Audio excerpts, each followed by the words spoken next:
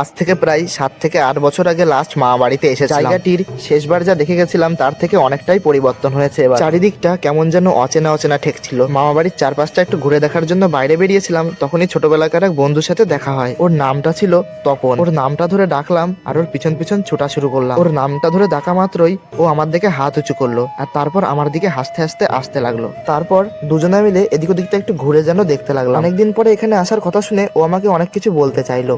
এরপর দুজনে মিলে বেশ খানিকক্ষণ আড্ডা টাড্ডা দিলাম, কিন্তু সেই মুহূর্তেই ও আমাকে সেই কথাটা বলে ফেললো। ওর কথা অনুযায়ী জায়গাটিতে এই মুহূর্তে থাকাটা আমাদের জন্য মোটেও সুবিধার নয়। এই তপন ছেলেটি একটু হাস্যকর প্রকৃতির, তাই ওর কথাটাই অতটা গুরুত্ব দিলাম না। এরপর দুজনা আরেকটু গল্পগুজব করে বাড়ি যাওয়ার উদ্দেশ্যে বেরিয়ে পড়লাম।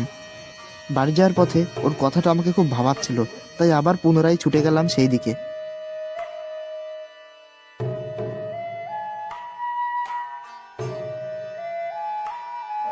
জায়গাটি খুবই অস্থির প্রকৃতির, চারিদিক কেমন উঁচু উঁচু অট্টালিকায় ভরা। তপনের কথা অনুযায়ী এখানে রাতে প্রচুর কাণ্ড হয়। সেই কাণ্ডগুলি দেখার জন্য রাত পর্যন্ত অপেক্ষা করতে লাগলাম। অপেক্ষা করতে করতে কখন যে চোখ লেগে এসেছে টেরই পাইনি। হঠাৎ একটা বিকট আওয়াজে চোখটা খুলে গেল। নিচে নামতেই দেখি সন্ধ্যা উতরে গেছে।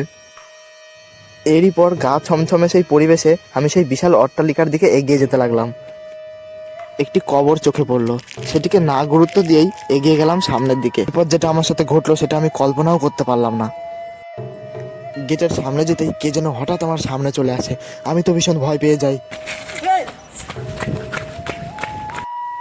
এরই পর কোনো ক্রমে আমি সেই অন্ধকার পরিবেশের মধ্যে থেকে বাড়ি ফিরি।